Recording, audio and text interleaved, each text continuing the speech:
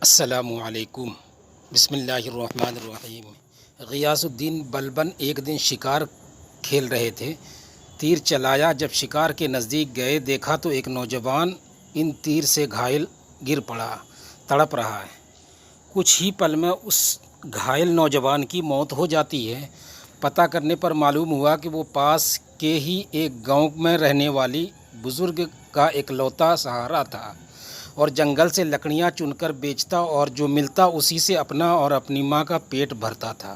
غیاث الدین اس کی ماں کے پاس گیا، بتایا کہ اس کے تیر سے غلطی سے اس کے بیٹے کی موت ہو گئی۔ ماں روتے روتے بے ہوش ہو گئی۔ پھر غیاث الدین نے خود کو قاضی کے حوالے کیا اور اپنا جرم بتاتے ہوئے اپنے خلاف مقدمہ چلانے کی آزادی دی۔ قاضی نے مقدمہ شروع کیا اور بوڑھی ماں کو عدالت میں بلایا اور کہا کہ تم جو سزا کہو گی وہی سزا اس مجرم کو دی جائے گی۔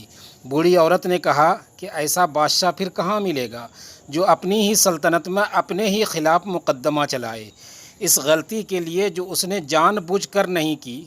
آج سے غیاث الدین ہی میرا بیٹا ہے اور میں اسے معاف کرتی ہوں۔ قاضی نے غیاث الدین کو بری کیا اور کہا اگر تم نے عدالت میں ذرا بھی اپنی بادشاہت دکھائی ہوتی تو میں اس بڑھیا کے حوالے نہ کر کے خود ہی سخت سزا دیتا۔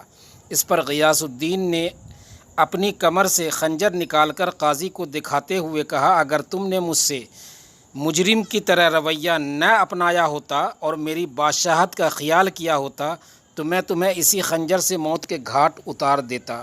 یہ راز تھا مسلمانوں کا دنیا پر حکومت کرنے کا۔ ایک بادشاہ کا غلام گھوڑے پر سوار غرور کے عالم میں چلا آ رہا تھا۔ سامنے ایک بزرگ آئے، انہوں نے اس مغرور غلام سے کہا یہ اکڑ خانی تو اچھی نہیں۔ غلام نے اور زیادہ اکڑ سے کہا میں فلاں بادشاہ کا غلام ہوں اور وہ بادشاہ مجھ پر بہت بھروسہ کرتا ہے۔ جب وہ سوتا ہے تو میں اس کی حفاظت کرتا ہوں، جب اسے بھوک لگتی ہے تو میں اسے کھانا دیتا ہوں، کوئی حکم دیتا ہے تو فوراً بجا لاتا ہوں۔ اس پر بزرگ نے پوچھا اور جب تم سے کوئی غلطی ہو جاتی ہے تو غلام نے جواب دیا اس صورت میں مجھے کوڑے لگتے ہیں۔ اس پر بزرگ بولے تب تم سے زیادہ مجھے اکڑنا چاہیے۔ غلام نے حیران ہو کر پوچھا وہ کیسے؟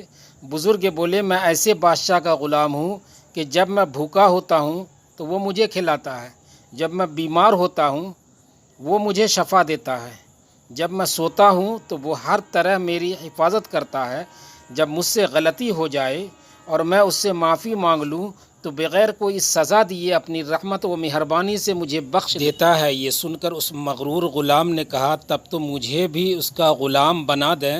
بزرگ فوراً بولے بس تو پھر اللہ کا ہو جا اور ایسا مالک تمہیں کہیں اور نہیں ملے گا۔